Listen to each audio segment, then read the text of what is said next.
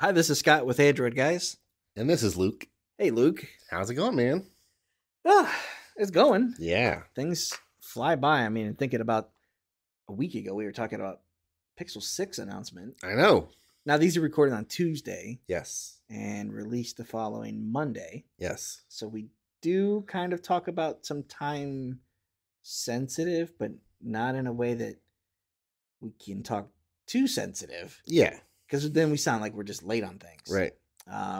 As we record this, we could say, Luke, are you carving pumpkins for Halloween? And what are you doing? Right. Yeah. And then when it airs, it's already happened. Right. So it does us no good No. to talk about pumpkins at Halloween. No. Are you passing out candy? Yeah, it's already done. Oh, did you pass out? Let's talk from the future. I mailed all the candy to my neighbors already. Well, that's nice. Yeah, it took way too long. I'm not going to do it again. It's probably more expensive, too. Yeah. Stamps are expensive now. So it is, I mean, we're getting to the end of October. Yeah. And we're starting to see a lot of more products around here. Yes. Now that we're doing like the audio version of some of these reviews, we've kind of opened up the gate and said, yeah, let's start saying yes to more things. Yep. One such thing we were actually sent two of. Oh, that works out perfect. There's two of us. it was wonderful too. We have both been spending some time with the realme GT Neo 2 5G, which is zoom tight. Long wordy way. Realme is the brand. Yes. And the phone is the GT Neo 2. Yes. It is a 5G phone. However, as we found out, not really 5G friendly here in the US. Right. But I put a T-Mobile SIM card in there. And I'm getting pretty fast 4G speeds. Yeah. So you want to talk about that phone? Yeah, let's talk about it. You've had it for about a week now, right? Yeah. Playing with it off and on. Yep. And about 2 for me. What do you think of that brand? So I had never really used a realme device. Like I've seen them. I've messed around with them in passing, kind of like checking them out as you would any other product that you would see on display. But actually spending, real world time living with this device, I am pleasantly surprised. Yeah. It's a quick little thing. Snappy. Yep. It has fingerprint unlock and face unlock, which are both very quick. The face unlock is, it's crazy. I keep trying to show my wife some of the like lock screen stuff that I have set up on it. And you can't, because as soon as it sees a portion, just a split second of your whole face, it's I picked the phone up and I'm like, here, look at. Oh well, hold on.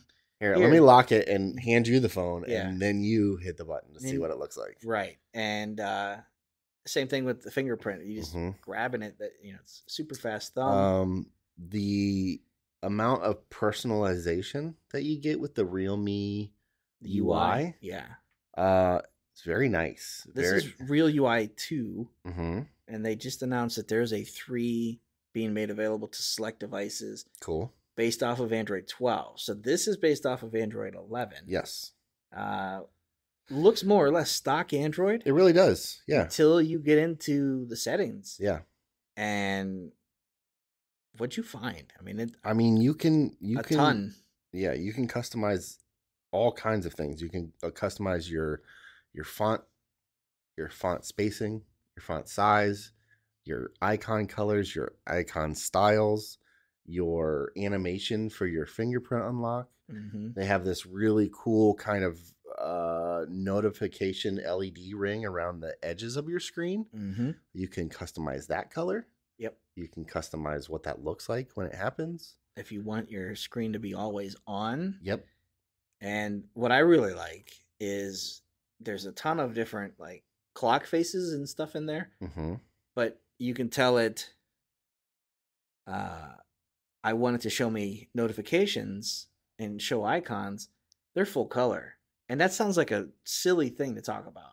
Right. But they're full color, and it's really nice to look down and just see like Gmail in red instead of, is that Gmail or is that my other email client? Right. This disc golf game, I can see it's the full color icon. It isn't like these generic grayscale or white. Right. That's refreshing. But just like the sheer number of like clocks and wallpapers and options, and without making any of the phone feel like here's our UI and our skin, and now you have to live under what we've decided Android should look like. Right. It still looks like a stock Android. It really does. It has a 64 megapixel camera on the back. Dual cameras on the back. Not triple cameras on the back. I just noticed this little tiny one. The camera, I haven't had a lot of time with it. I haven't spent a lot of time with the camera, but from what I've seen recently, it is very nice. It has all of the same kind of features that we find in other Android devices. You have your portrait mode, you have video, you have a kind of a night mode, but you also have, that looks great. I just saw a night photo that Scott took and it looks really good. But in this looks like in this mode here, the night mode, there is a Pro and AI. Yeah, there's the regular AI, which is your standard photo, but it looks like there's a Pro mode that you can actually change your ISO, your shutter speed, your white balance, your autofocus length, and that's really cool. For somebody like you who knows their way around cameras and what each of those settings means, right? You know how to get the best out of the the environment that you're working with, right? I've taken some photos, yes, and I took it out the other night. I said I'm gonna get some samples. We left; it was dark, so I wanted to see how it did, and I'm showing Luke photos that I took at night, and I was really impressed with it. It's got a nice macro as well. You can get nice shots. Hey. It actually recommends to be like 4 centimeters away. And then when I got home, I took some shots outside with just night mode, and it's kind of cool in that it will tell you how long you're going to be waiting for that picture to take. Right. Or sometimes it'll say, hold your phone still, and you're just kind of waiting there. When this one does it and asks you to hold your phone still, it tells you 3 seconds, 2, 1. Yeah. He's showing me some samples now that he's taken. So pretty impressive Thanks stuff. for great podcasting. Yeah. Sorry. Very televisual. Yeah. So, I mean, I obviously haven't written the review. I did just recently write a review for another realme phone that, again, I found very similar features, capability. The UI was, very similar. It's a cool brand, man, and I can see why it's done so well already. I think they were the fastest phone maker to ship 100 million units. Yeah. And they did it in like 37 months. Wow. So at the rate they're going, if they want to crack the US market, I think they've got a good chance of doing well here. The phones that we've seen so far are more unlocked, more international, so you may not find it works for, like the last one didn't really give me 4G when I put a SIM card in there, but I got HSPA. Yeah. So it's kind of like, it's not bad, but it's, our audience isn't strictly US. Right. So it makes sense for us to at least spend time with these things. But this is one that I'm looking at, and so far I've been a big fan of. Yeah. And once I realized the SIM card worked with it and gave me a good 4G speed, I think that was enough to convince me to put my sim in there later tonight and Yeah. try to live with that thing as a daily driver. Right. The other feature it has in here that I have been messing with lately is the game space. Oh yeah. It has this game space feature where it will. There's 2 different modes in the game space where you can have. Well, there's 3. Sorry, there's a low power mode, a balance mode, and a pro gamer mode. And basically, it says, okay, if you're playing a game, it can give you these gameplay enhancements. It will automatically adjust the resolution. If you want to save power, it'll change the brightness or disable the automatic brightness for when you're like, if you're playing and you're, let's say you're on a subway or a bus, if you're going through a tunnel and then you're outside or something, it'll keep your brightness at the same, so you don't have to worry about losing game by your dim screen. It has the ability to quick start your games, and then it also has photorealistic enhancement. It'll enhance the graphics and details and color. There's no, I don't have any games installed on here that use that feature, but that sounds like a pretty cool thing. The other thing it will do is when you're playing games, and this is really good, especially for us when we're trying to grab screen grabs of gameplay footage, is this will block notifications and auto reject calls. So while you're playing a game, if you want, just complete, especially if you're playing something that is a PvP game, we've all been in those situations where we're playing a game and then all of a sudden we get a phone call and we're losing because we had to take this phone call. This will ignore those calls and it'll ignore any notification pop-ups. So you don't, sometimes that stuff will slow your phone down too when you're in the middle of a game. Yep. You get a notification, everything slows down in the game. But yeah, it has that game space feature. Some little things that the realme UI does differently than stock Android. You have actually some better control on your screen recording resolution. It's not just full resolution. You can change it to 720 if you want. Do you find there are more volume levels if you're adjusting like playback and like media? I've seen other phones where it feels like you might only have like 6 or 8. This one I felt like there's a lot more. Yeah. Because you get to the low end and it's like, man, even the lowest like setting off is or loud. Yeah, you start at 0 and then it's 4 through 10. Right. Where here it kind of feels like you get that 0 actual through 10. gradual. Yeah. This thing also has 65-watt charging. Yeah. Super fast. Now it's not wireless. No. But really. It's okay. And it's the battery. I mean, it's been really efficient so far. This thing isn't really available yet here in the US, or sold readily available, I should say. But it converts to about $426 for this device. That's a steal. 12 gig of RAM. Yep. 256 storage. And I know yours is black. Yeah, mine's like a black, but in the light has this kind of pearlescent gray shine to it. Real sharp looking, but yours is like it's like electric lime. Yeah, with a black racing stripe kind of down the back. And and that does feel like a GT kind of like, like when I show it to people, that's what they say is, oh, it's like a GT car. I'm like, well, it's actually a GT phone. Yeah.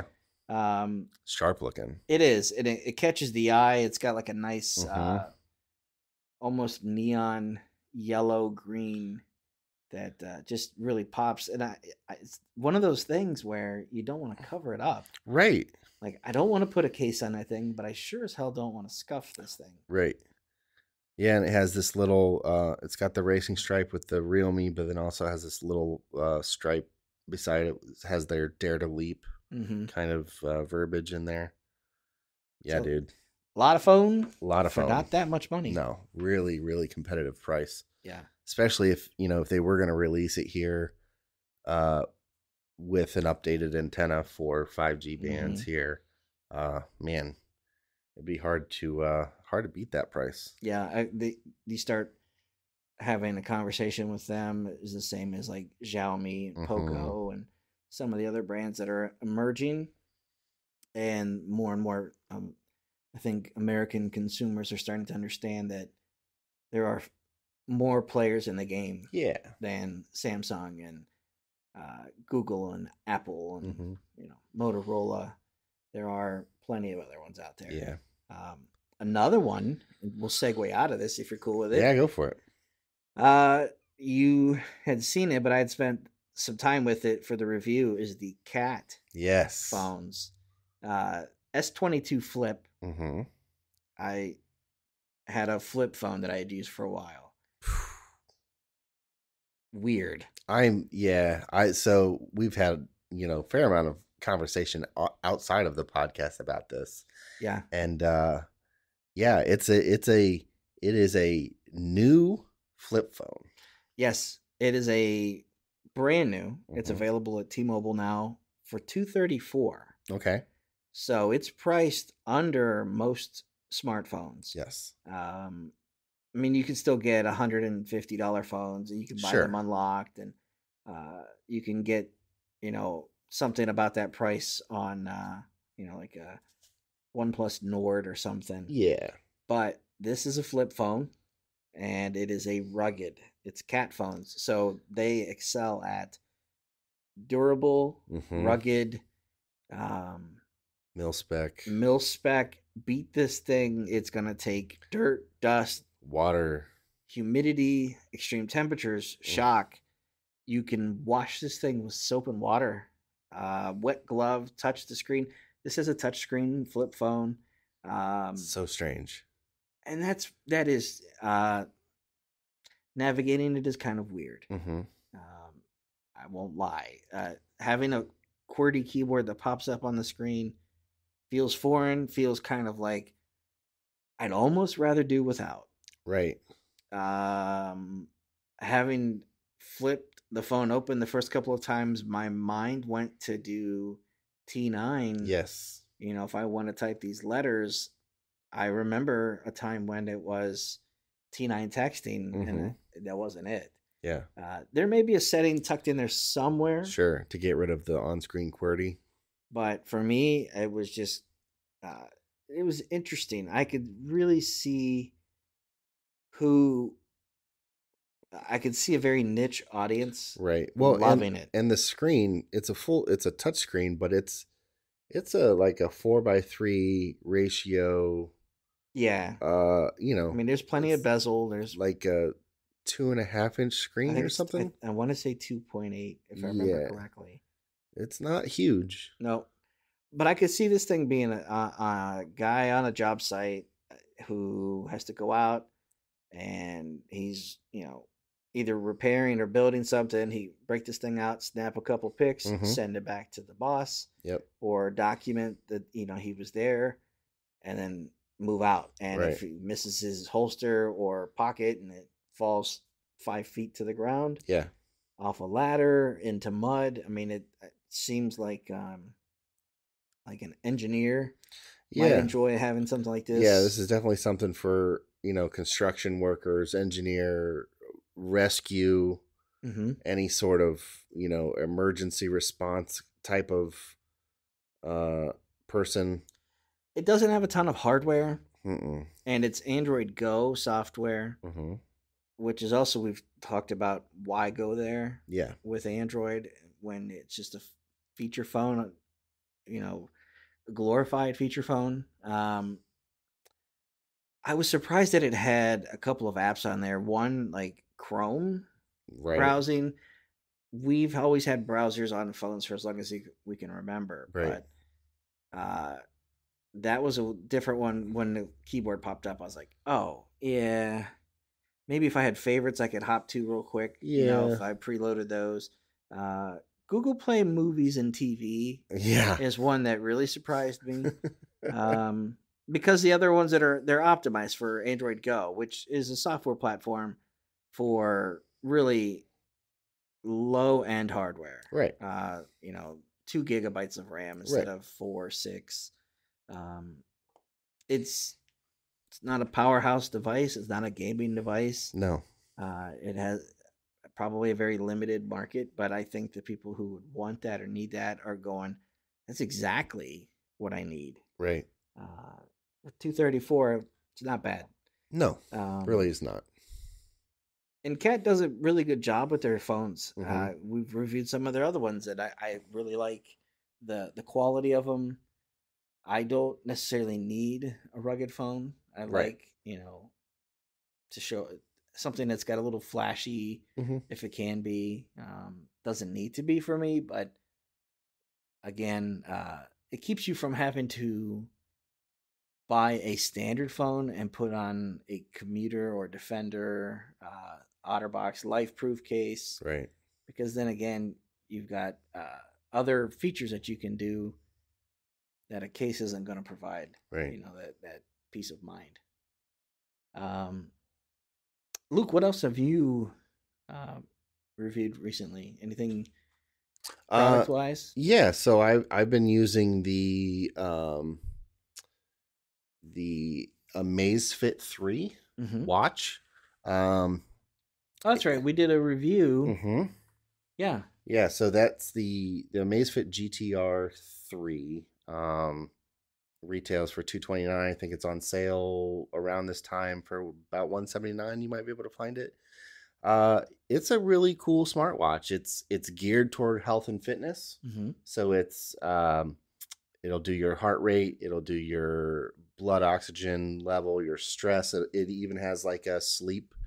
It'll do your sleep analysis and see how that is. You can track your workouts. It scores everything for you, right? Yep, it scores everything that's PAI, your personal activity intelligence. And so it kind of gives you a score for 7 days on how active you were, and you can set goals for yourself, but you also can track workouts. You can track the type of workout, and it'll change the metrics it's reading, or give you kind of baseline based on what you're doing, whether you're hiking or rowing. Okay. Something like that. So it's got a lot to it. It's waterproof. It's pretty slim, small, footprint on it. It's got a really nice band. It's made solid, and it has an incredible battery life. Which is really, I think, for a lot of people who have owned smartwatches, that's the first thing you tend to notice when it's not great. Yes. You might miss a feature like, oh, it doesn't tell me this, or I can't make and receive calls with it. It doesn't have a speaker. Those are things you're kind of like, oh yeah, it doesn't do that. But when you have a battery that you get to dinner time and you're like, oh, I've got to turn off the ambient light, or I got to turn off all the smart features just to still have a watch. I got to turn off the smart features on this smart watch because I'm not going to make it to bedtime. Yeah. What's the battery on that again? 12 days. That's bonkers. It's insane. I mean, I said it in the review. I'll say it here again. I've had it for a good couple weeks now, and I've yet to see it go below 90% with over 12. You're just charging it at night? I charge it at night, and I use it usually over 10 to 12 hours of use. And it's got, it feels like it'll go forever. Yeah. Yeah, I'm very impressed with it. Do you have your settings set low? I have everything turned on. I have my brightness, my watch brightness is full blast. I mean, I'm sitting here a few feet away, and it's and the black looks very black. Yep. And the colors look it's a nice looking screen. It does a decent amount. I mean, you don't get the full, it's not a full. It's not Wear OS. It's like not Wear OS. It's Zepp OS. Zepp OS, which is their version of their software, and it has a Zepp app, so it interacts with the app on your phone. So you won't get you can't do your text messaging through it. You'll get call notifications, and you can control your music through it. You can control your camera if you want to do like a remote for your camera from your phone, from your watch. But so you'll lose some of those, always on features or some of those other smart watch features that maybe we know about. But what it gives you in the health and fitness tracking and the battery life, it just I'm blown away by it still. Nice. So yeah, I've been living with that for a little bit, and well, that's like realme. It's one of those brands where you haven't quite heard much about. That could very well be different a year from now. Yep. And I know we've had a couple other writers here have been sent some Amazfit products, and the same thing I've heard from them is I was pleasantly surprised by how much I get for the money. Yeah. And the quality, you know, overall. So that's cool, man. Yeah. You want to wander out into the weeds? Yeah, let's do it.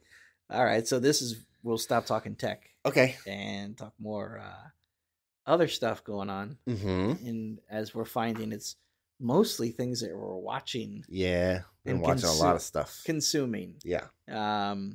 Sometimes it's books. Sometimes it's audio. Little this, little that. Yeah. The last time we had gotten together, or a couple times ago, we talked about being excited about Dune. Yeah. Now, you and I have both seen Dune. True. Different experiences. I saw Dune at the... You saw it the right way. Cinemark XD screen. Yes. Theatrical. Yes. With popcorn. I had popcorn. Reclined in the seat. I was reclined on the couch. Probably like a 300-to-1 stereo or something. I had a 2-to-1. So I had seen multiple times over the years the David Lynch Dune. Yes. You have not? Never.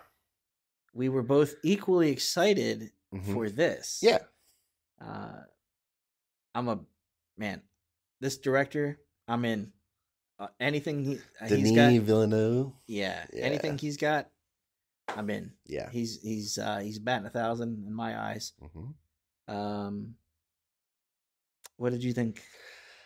I really liked it. Yeah. I really, really liked it. I think out of a 10, let's say if I was going to give it a score out of 10, I'm going to give it a solid 8.5. All right. And I think maybe the anything less that I'm giving is because of my viewing experience. And then maybe a little bit of pacing. Okay. But, overall, oh man, it was a joy. Yeah.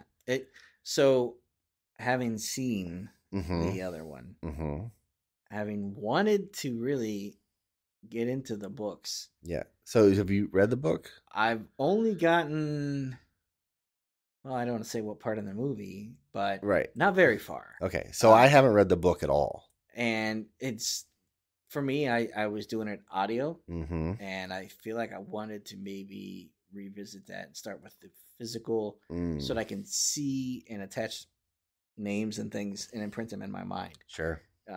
The flip side of that is hearing somebody else pronounce it tells me how it is pronounced. That's true. Because there are some pretty abstract terms. Yes.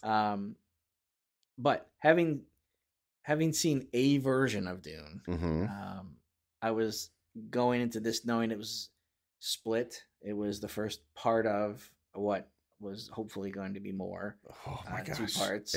There better be. I was curious as to where they would cut the story. Right. And they cut it at the point where I thought, but man, at 2:45, I was ready for more. So, do you remember going to see? I know. Are you going to say the Fellowship of the Ring? Yes. I knew it. Yeah. As soon as you go through this whole thing, all this stuff, and then they get in that boat, and you're like, "Let's roll." Credits. We'll see you next time. Yeah. That's exactly how this movie felt to me. But this was almost 3 hours of movie. Yeah. And they got to this where they cut, and it was just like, Oh Oh, my gosh, this is abrupt.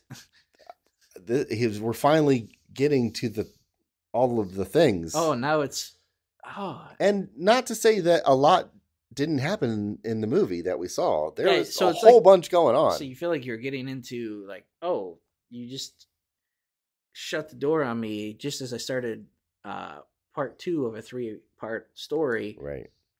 But there's so much that happens in the movie that still feels like you're not being cheated from necessarily resolution, but you're also kind of dangled some threads. Yeah. um I would score this, and I was asked what I felt, and I said 7.5, 8, Mm-hmm. with room to go depending on how they stick the landing. Sure. So I could easily go 8, 8.5. Mm-hmm. If the second half, man, the second half could be a lot of fun too. I was on. I knew nothing going in this. I knew about. So my knowledge of Dune and the Dune universe is the Dune board game that just came out. Oh, that's it. Yes. The, So the, I know of Spice. is it is it called the Duneverse? The Duneverse. Yeah, yeah. I know I'm not the first person to say that, but it feels right.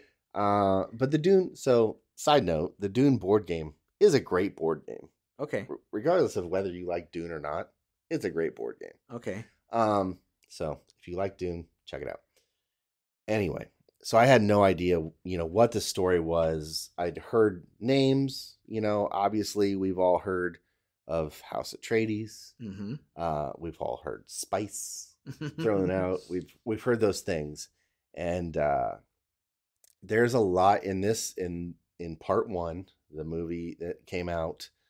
There's a lot of setting the stage, a lot of learning the world, learning the backstory, learning, maybe what is on the horizon for all of these characters. Mm-hmm. And then, it starts playing out and we see resolution for some things, but then we see just the very tip of the iceberg for everything else. It's done in a way that movies, I'm a big fan of show don't tell. Yeah. I don't need real heavy exposition dialogue that tells me you've been my loyal friend through all these battles and to name these things that you've always been there for me and can I trust you and count on you. I don't need to hear that. Right. I'm sure there are ways that you could show me that. Right. And then the guy can look at him and go, man, I owe you another one. Right. And then it's like, oh, this guy's constantly bailing him out. Mm-hmm. But this is done in a very good show, don't tell, but also in a way that I want to be shown more. I want to walk around in these settings. Right. I want to look at the costumes more. Mm-hmm. I want to spend more time with everything. Mm-hmm. And it's been a while since, I was sci-fi wise that excited. Yeah. But I mean, I go back immediately. It's like, what's Blade Runner? Well, obviously, this guy knows how to do these things. Yeah. Where you feel like you're in this world or universe, and not in a way that feels like everybody else is doing sci-fi or everybody else is doing the future or. Well, and it's not all spoon-fed. Here's the reason behind this, and here's why this is this, and here, it's just this is the world, and maybe things will get uncovered as you go, and maybe not, and that's okay. Because that prologue at the beginning, it was like, here's what's happened, and here's where we are now. Yeah. This is all we know. Yeah. What it's like, oh, I'm in. Yeah. And I would love to sit with you and watch the David Lynch one. Yeah. Just because of how that one's done. I don't think I will until I see the part 2 of this, because there will be a part 2. Yeah, there has to be. It's already done very well. Oh my gosh. So it, for anybody that doesn't know, I didn't know this. I thought the abruptness of how this ended, and knowing so much more story is going on. You thought they cut the film in half? I thought they filmed part 2, at the same time, and then, this is just part 1. Part 2 will come out in 6 months or something. Oh. They haven't even filmed part 2 yet. Yeah. And that blows my mind. Yeah. Because what if something happens? I know. I always think that. What if something happens to any of these people? Right. Because, I mean, this is... What if Chalamet starts a growth spurt and turns into... Right. starts looking like a completely different guy. Yeah. I mean... Or, yeah, it's crazy. Well, speaking of... That dude nailed his role. He really did. For his age, we've seen much more stilted acting, much more generic, dialed-in roles, or just not believable. Yeah. This is the chosen one, his destiny. Does he struggle with it? Does he wrestle at all with his identity? But you get to where you're like, man, I'm pulling for this kid. He's not that old. Well, and there could have been so much more stereotyped acting. There could have been more cliche responses, more cliche emotions shown in certain spots, and we didn't have that. And it was very... I don't know if that's how Paul Atreides came across in the books, or if that was just the choice of the actor and director of how to portray this character. But you really felt like, to me, I read a lot of fantasy, and I'm I play D&D, so I definitely got the feel of this is a guy who has grown up in royalty and knows the responsibility that carries, and knows that I have to appear strong and know what I need to do, whether or not I know what I need to do, or I am strong. At the same time, learning he's from another half of his lineage is kind of like, you were kind of created to be this chosen one. Right. And not just him, but all the other roles I thought were fantastic. Yeah. Oscar Isaac. I love that guy, and I just really loved him in this. He was great. Skarsgård. Yep. Momoa. Jason Momoa. Josh Brolin was great. Yeah. Dave Bautista. So this is where me and you differ slightly. I feel like he is the weakest part of the movie. Well, I agree with that. Okay. I think everybody does very good. I think it could be easy for people to say that Jason Momoa acted like he does in most things he's in. But I feel like, because that's what I thought initially, but as I got to know that character and the relationship he has with House Atreides, he very much played the character that he was playing and acted as such. Dave Bautista, it was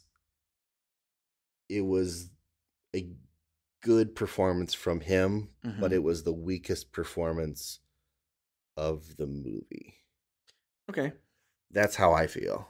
I agree with that, but I also looked at it from the perspective of, I know his character from the other version, and I want to see how he handles that. Right. And he was much more of a beast than I expect than the other version. See, now, I akin that type of character to what we saw of Ronan, the Accuser, in the MCU. And I thought he would be more that type. Okay. And he's just wasn't as good as he needed to be in that role. It feels like the same type of character. And I don't think he was there. He was a little more whiny than I wanted him to be, I think. Oh. Okay. Like he was, he was a little... Well, he got pretty emotional about them taking him off the planet. Yeah. Not to belabor, I'm gonna show you a picture. That's the guy he played from the geez. original. Okay. Or, not the original. I hate to call it the original. Right. Sure. I know what you mean. I'm From gonna the other film of the same name. Luke. I'm gonna put you hip to something that I'm reading All right now, as of 2 hours ago. Okay. Dune sequel greenlighted by Legendary and Warner Brothers. Thank you. Pick will get theatrical window in October 2023. Okay. 2 years. That's a year longer than I want it to be. Oh, you gotta start filming. I know, but come on, guys. You should have done that already. Do it for Luke. Hurry up. So, half your fear has been... It's good. Yeah. All right. Good. Yep. Legendary Films. Everybody stay healthy and safe, please. Thank you we to need those everybody else in this still. Thank you to those who have experienced Dune so far and those who are going in the days and weeks ahead. We're excited to continue the journey. Yeah. As we all are. I'm excited as well. Yeah. All right. All right, let's get out of the Dune talk here. All right. Luke, how's the Fast Saga going? bring people up to speed in case they don't know. So we are. We just finished. Who's we? We is me and Milo, my 11-year-old. We started this because he had no idea who Dom Toretto was. All he knew is he was about family, and that's it. Scott almost did a spit take. And so I was like, you know what? I gotta get this kid wise to the whole story of the Torettos. And so we started watching the Fast Saga, and we're all the way up to Fast and Furious 7. 7's finished. Yep. So that was the last one with Paul Walker. And so we are on to Fate of the Furious. How's he liking it now? He likes it. He's in. Is it moving more into things that he's like, this is ridiculous. I love it. I was like, just wait. Yeah. Just wait. So yeah, we're on we only have 3 left. We have Fate of the Furious, Hobbs and Shaw. Oh, so you're doing all that. Oh yeah. This is the whole world. And then Fast 9. Okay. So yeah, we it's going all right. Man, they're fun to revisit. As corny, as cheesy, as over the top as they are, they're good popcorn movies. They really are. Yeah, that's about it. They're crazy, they're far-fetched, but it's fun to watch for an action flick. Does he identify with the way the series is going more like this is kind of more interesting to me than the stakes of the early movies? Yeah, he wants to know what's happening with the characters. He was interested, he was like, "Oh, that guy was, Shaw that's the other Shaw's brother." And oh yeah, that's so binging is helping. Yeah. Because he's able to binging, but tracking it. He's able to kind of hold on to names and plots. And well, because he knows that the Hobbs and Shaw movie exists, and he knows who it's Dwayne Johnson and Jason Statham, but he's like, wait a second, he's a bad guy. Yeah, and I was like, just watch this movie. He's a bad guy. Yeah. Next, he's in our crew, and we got another bad guy. Right. Yeah. So yeah, it's been interesting. It's been a fun watch. Does he ever feel like people are truly in danger? No, because he knows he knows there's more movies. Yeah, exactly. Okay. So he as all we did when we were watching them unfold year after year, it was like, oh, I wonder if they're gonna make another one. So maybe this is the end for Dom, or maybe it's the end for whoever. Yeah. But yeah, he knows that there's still, there's really no stakes because there's more coming. That's interesting. So it'll be interesting to see how it ends up. I haven't seen Fast 9 yet, so we'll both be watching it for the first time. But yeah, we've been watching that.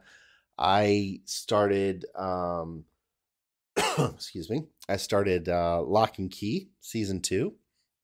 That was on Netflix. Lock and Key is a graphic novel series created by um, uh, Joe Rodriguez and Now, was this just added season 2, or are you just kind of coming to it? this was just added. Okay. So Joe Hill and Gabriel Rodriguez. Sorry.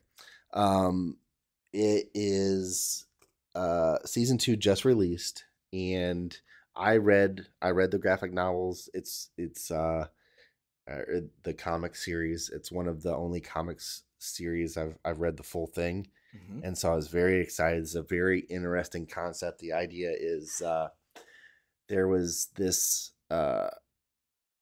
place called the Key House that this family lived, and there are these magical keys that do different things. Like one will make you really strong, one will let you change your appearance, one will let you, become a ghost, one will fix things that are broken, all kinds of different magical powers. And there's this bad entity, and things happen, and this is just season 2 is a continuation of the story. It's interesting to see their take on the things from the comics.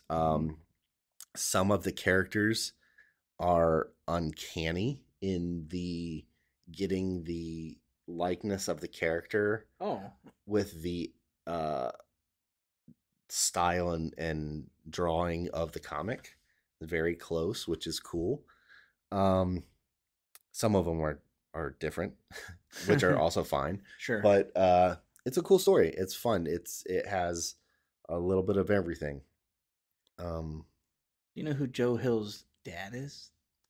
I do. He looks so much like him. Yeah. It's very weird. It is. It's very weird.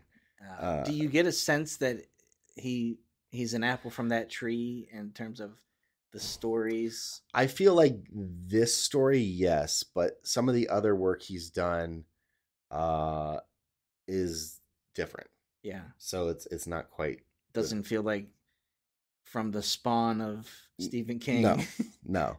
And I think that's good. Yeah. Because I think it would maybe do him a disservice if everything he did was so much like his father. Yeah. Because then everybody would be like, oh, you're just your dad. Yeah. Like, cool. And I think, and I don't know if this is the case, but having even taken the name Joe Hill instead of his birth name is his way of saying, I want to exist on my own. I would say it's probably a little bit of that. Yeah. I can imagine. I have no idea. How many episodes are in that? So the first season had, I want to say, 10, and I think this one is also 10. So I think there's 20 total. Are they like half-hour episodes? 45-ish. Yeah. Okay. Yeah, it's really fun. It's a fun watch. What age demographic person would you recommend or think that's geared towards? There's some intense stuff in it. I would say I think teen is okay. I think teen is safe. I would be okay with my 14-year-old watching it. Okay. But there's some pretty intense, like just, themes. Yeah. But in general, it's a really cool story, cool idea, and it took a long time for it to get greenlit and made. Yeah, right. I remember that being one of those things, and it's not my world. Sure. But knowing that it's one of those types of properties where it's kind of like, man, they need to adapt this. They need to make this. And it's almost like Uncharted being made into a film. Yes. Where it's kind of like it's got this fan base that's like, dude, this is perfect to be realized on film. Mm-hmm. So to see this, and that's what I was asking, was it season 2 or were you coming to it because I thought, I don't remember 1 being out that long. Yeah. And thinking, well, maybe they just dumped a whole story. Mm-mm. Okay. Well, I'll have to check it out now then. Yeah, it's worth watching. And you don't have to have read the comics to watch it. Okay. actually, it's one of those things where you don't have to compare it. Yeah, you don't have to compare it, and you also don't know what's coming if you haven't watched it.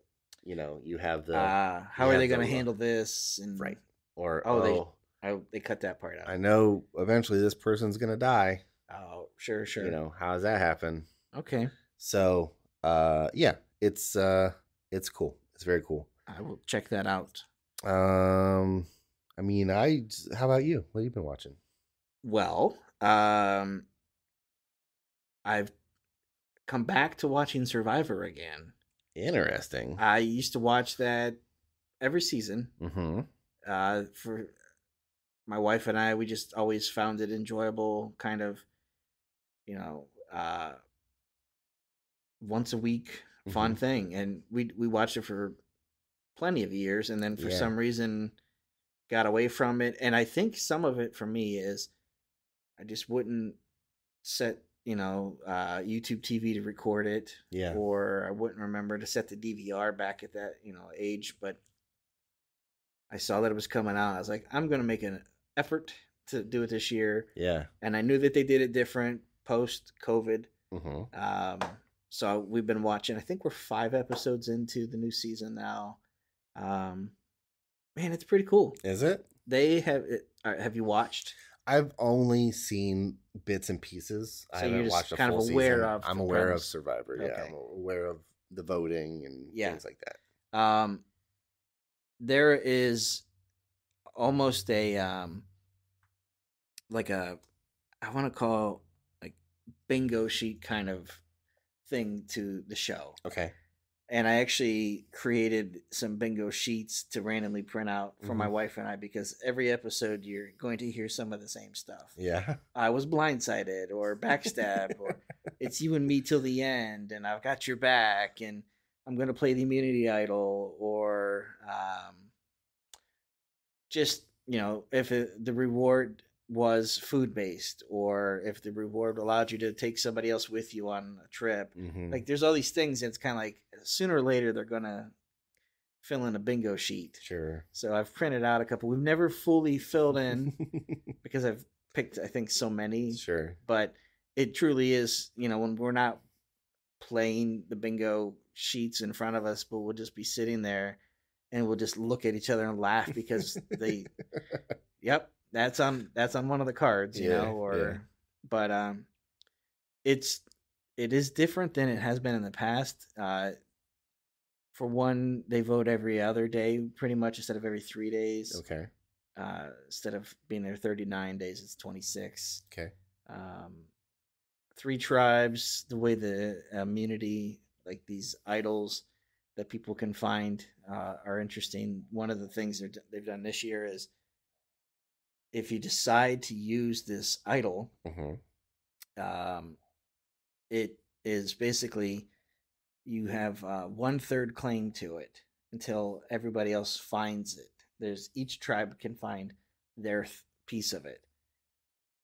You cannot vote now because you decided, I'm going to claim this. It comes with basically, a downside to saying I want it. But sure. Once it's active, you have an extra vote. But until then, you don't.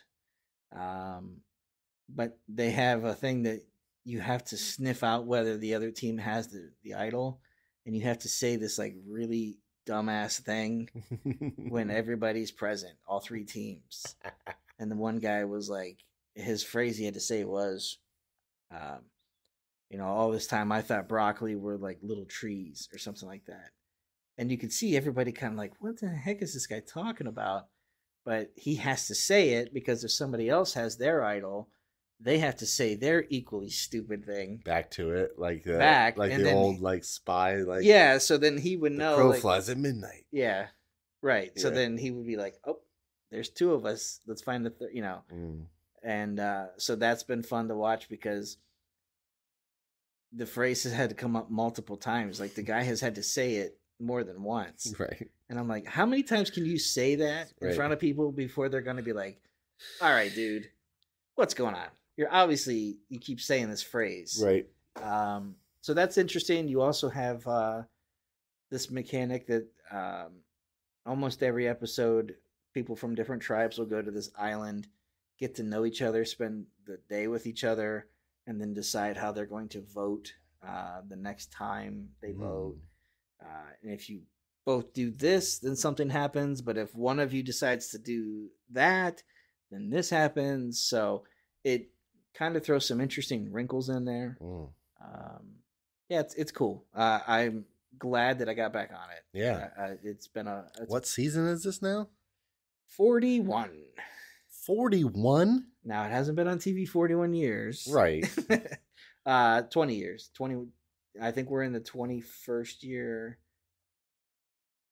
Rough. I don't know for sure. The only thing that like I feel like has that many seasons is Simpsons. Yeah, they do about 2 a year. That's crazy. That's a lot. Annually. So, yeah, Survivor 41. Is Richard Hatch still in it? Yeah, he's still on the island. He never got off. Well, they took him off to go to jail. Oh, right. Yeah. Pay his taxes, then they brought him back. Okay. Yeah, it makes sense. You saw a movie last week. I did. And I didn't even know that it existed. And I'm like, hey, Luke, this seems like something you would enjoy. I'm like, I'm going tonight. And I'm like, oh. Yeah. So I went and saw Somewhere You Feel Free, which is a documentary based on the making of Wildflowers, the album by Tom Petty. Which is like my all-time favorite artist. Yeah. He is. An album, right? Yeah. From him. That album, that artist, it's my favorite. So this was awesome. I got to go. I went and saw it with my parents. It was cool to see it with my parents because they were the one that introduced me to Tom Petty. They love Tom Petty more than I do. But yeah, it was really cool. So it was all this archival kind of found footage that was recorded while they were recording that album. And the way the documentary is structured is they kind of break down each song in the order of the track listing of the album. Okay. And so it's kind of the story of the album is told through the track listing, and then, kind of what was going on in his world at that time, who was around, who the players were, why this song was on there versus another song, the style of it. Because, up until Wildflowers were released, it was Tom Petty and the Heartbreakers. Right.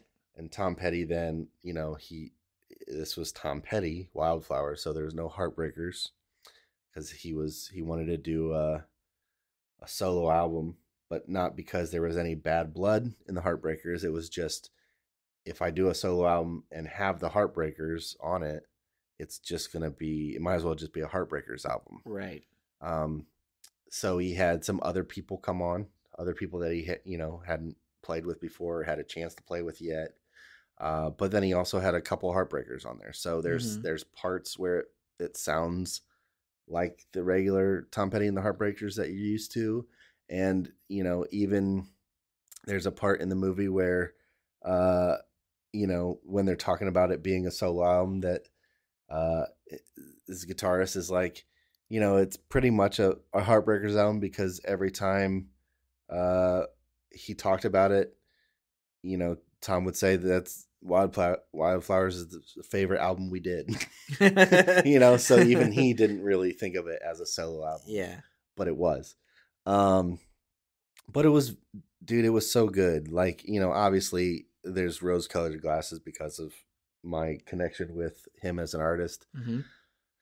But it was done really well. It was cool to see that footage. A lot of that footage, a lot of like behind the scenes in studio stuff of them just goofing around and talking about songs and talking about how they were going to record things and coming up with a riff. Yeah, coming up with riffs or coming up with just, there's a song on the album that was essentially the demo.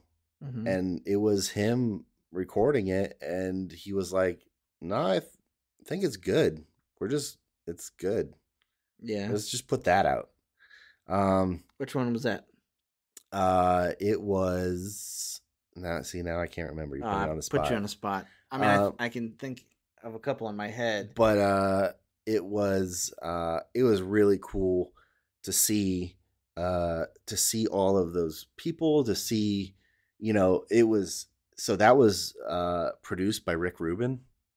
So it was cool to see, like, he has got a Midas touch. he does. And the thing that's crazy to me about Rick Rubin, and I guess I didn't really know much about Rick Rubin other than just he's Rick Rubin. Yeah.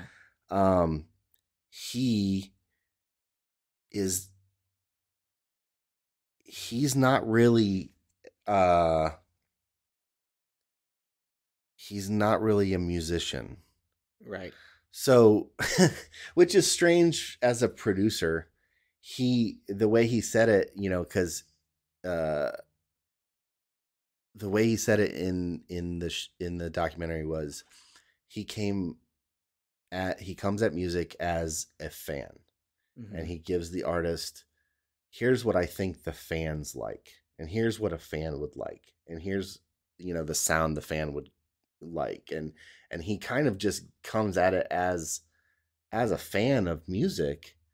And it was really interesting. I never really knew that. I always assumed, because he's worked with everybody. I mean, he had done stuff for the Rolling Stones at that point in his career, and it just was so cool to hear, like, oh man, it's, he, like you said, he has the Midas touch. Like, the stuff he does well, but it's not because he's saying, musically or sonically, it technically should be this way. Like Mark Ronson. Yeah. It's not like you put him on the album and he plays some of this, right? And says, I'll produce and I'll layer this and I'll take care of that. Right. Yeah,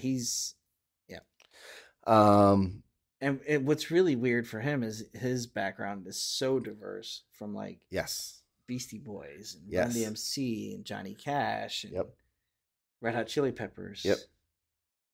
Was it? Did you feel like there were? Did the movie leave you wanting more? Like, no. So overall, it was a very like positive and very celebratory film. I mean, it was released on his birthday, Tom Petty's birthday. Okay. So, it was a one night only showing in the theater on his birthday. And was it a Fathom event? I don't know if it was or not. I don't remember. But it's the documentary started with a bunch of people saying happy birthday to Tom. Oh man. And stuff like, people like all kinds of celebrities. Yeah. Just, it's like one of those montage things that you see from like somebody's retirement. Yeah. But it was, just happy birthday, Tom. And then the documentary started. So it was very celebratory. So they didn't really get into any like dark stuff, nothing with, any drug problems or, any of that kind of stuff. It got into a little bit of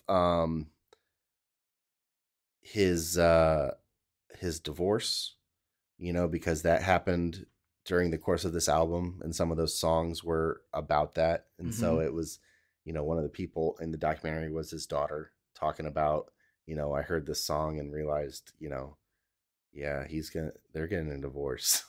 Like, so that was, not as lighthearted, obviously, but overall it was very much just, this was about the album, not really about Tom Petty. Okay. It was a documentary on the making of the album, not necessarily a documentary on Tom Petty. Gotcha. Was it Wildflowers, the song itself, that he did? I'm just wondering, because that's the one that it was real stripped down, just him. Yeah. It's so hard to remember. I don't think it was. I think it was later on. I want to say maybe Only a Broken Heart. Okay. It might be that one. Yeah. Now, this will be on demand, I imagine. I have no idea. I want to see it. I definitely want to watch it again. Yeah. It's worth watching. I mean, it's done really well. And yeah, man, it was really fun to watch. It was a cool experience. Very, very cool. Music documentaries are just so fun to me. I'm a fan of those, especially when it's an artist that I'm like, man, I remember that era. Mm-hmm. I remember those songs meaning a lot to me, or that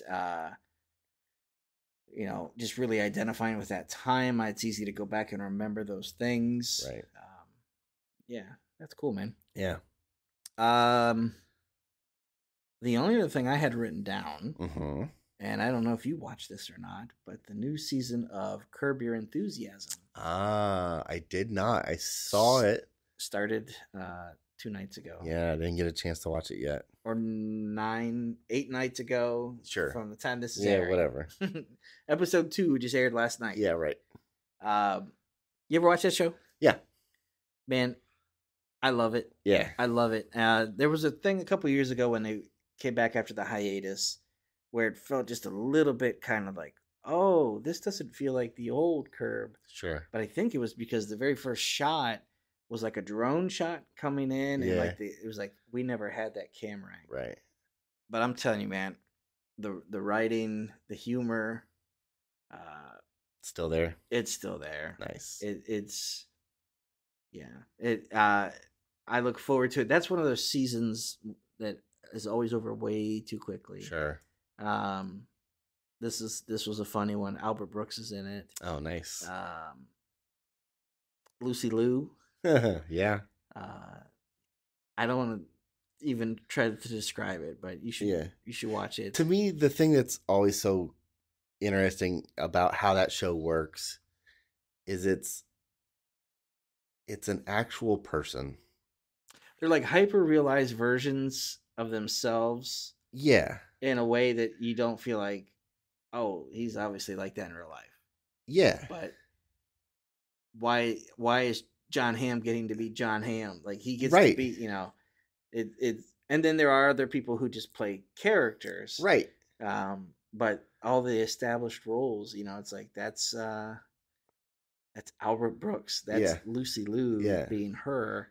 Right. I did notice this one felt a little product placey at first. Ooh, okay. The car. There's a couple scenes where you're just like, oh, they want to get a nice shot of that logo, or they want to see it pull up real nice. And then there's also an interesting thing. There's like some Netflix branding in it. Like he goes and meets with Netflix at their headquarters, and you see like they mention it. He's pitching a show idea to them, and it's like, that's really weird to see Netflix on HBO. Right. And like, how does that work? Netflix is buying HBO. Oh, okay. Are you breaking the news? Yeah, you hear it first. I know things. Okay. I know nothing. So I'm excited about that. I don't know how many episodes there are this year. Just the trailer alone, I rewound it a couple of times because I'm just like, yeah, of course. There's just some things. Did you watch any of the trailer? Oh man, I'll show you afterwards. All right. Just some of the dialogue. You're like, yep, I really identify with that. Yeah. Yeah. There's a lot of times in life, things happen in my wife where I will look at each other. She's like, you feel like Larry David right now? I'm like, I do. Like, because she can just tell how I'm feeling in some kind of social setting or something. Sure. But yeah. So Curb Your Enthusiasm, man. Yeah, I'll have to get on it and watch it. Yeah, I'm not sure what season it is, but I want to say 11. Yeah, sounds right. I was gonna say 12, but maybe 11. Yeah. The last thing I had was off of the first thing we talked about, Dune. Yeah. Man, if you're a fan of Hans Zimmer, yeah, there's a lot of new music. 3 albums worth. They have the Dune original motion picture soundtrack. Okay. Then there is an album called the Dune Sketchbook. And then there is one called The Art and Soul of Dune, parentheses, companion book music. But you might as well put all 3 together and just say Dune original score or soundtrack. Right. Each one of them has plenty. I mean, they're like an hour, 15 hour, 20 of music. And it's all, it puts you in that world. All the settings and all the things that they introduce. you get to hear like these fully realized, fleshed out songs to go with it. Nice. Some real ethereal stuff. Yeah. Because when you watch the movie, you don't quite realize there's always something going on with the sound. Yeah. And you listen to this and then go back to it, you're like, oh, that's Hans Zimmer there. Mm-hmm. And, dude is amazing. Yeah, he blows me away. Sometimes I'll hear his music and go, Hans is phoning that one in a little bit. Right. Well, it seems like there was this style that they wanted. Right. Well, it after a certain movie came out, everything started to sound similar. Yeah. And started to hit those certain points in the music. Yeah. And it's hard to not compare that when you hear it other places. Yeah. But man, there's so much. I mean, we were just listening to it a little bit today, but there's so much different textures in all of that really feels like different music from different worlds. It does. It feels like somebody went and just hit record somewhere, and this is what it picks up. That it's kind of like this ethereal, like weird thing going on that planet. It doesn't sound really anything like his other stuff, right? But it sounds. I mean, it has the quality of his other stuff. Sure. Yeah, I know. He can. Well, a lot of composers, if they have a score that has this like really, like Dark Knight hits a lot of certain beats, their music, right? So when you hear some of those types of motifs and things in songs, you're just reminded of, right? Like, oh, this reminds me of, and you're like, well, this really reminds me of because it's him, right? And then you're like, oh, could he have done better there? Right. Like, I did recognize in No Time to Die, there were a couple points where I'm like, oh, this feels very Hans Zimmer. Oh, this is Hans Zimmer. But I didn't get any of that in Dune. Right. But then he's the same guy that will have Inception, Interstellar, right, which are completely divergent kind of albums. So, yeah, that's the stuff I've been into for this past week. Yeah, dude. And music is one of those ones where, and Dune even, I'll continue to just dive into that world and hopefully get into the books. Yeah. You see how many books there are in this universe. You're like, it sounds like something I could lose myself in. Yeah, I feel you there. Speaking of books, I am almost through with The Wheel of Time, first book. Okay. Eye of the World. That's the Robert Jordan series. There's going to be... I started reading it because of the Amazon series coming out. And man, there's like, I don't remember, 14, 15 books in that series. And so I feel like that's what I'm going to be listening to until my kids graduate high school. But I really gladly? like it. Yes, okay. I really, really like it so far. There's some cool things. Just, yeah, it's a good story. I'm excited to see what the show does, how it tells the story that I'm listening to, because I'm listening to an Audible. That's my preferred method of book ingestion because I get lost in pages if I'm trying to read physical books. Do they affect different tones for each character, or is it? So the voice acting is really good. There's two people reading this one.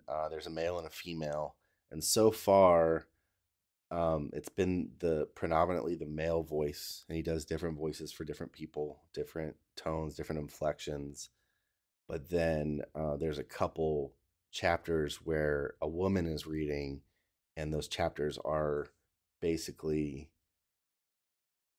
centered around one female character. Okay. And so it's interesting how they're doing the audiobook.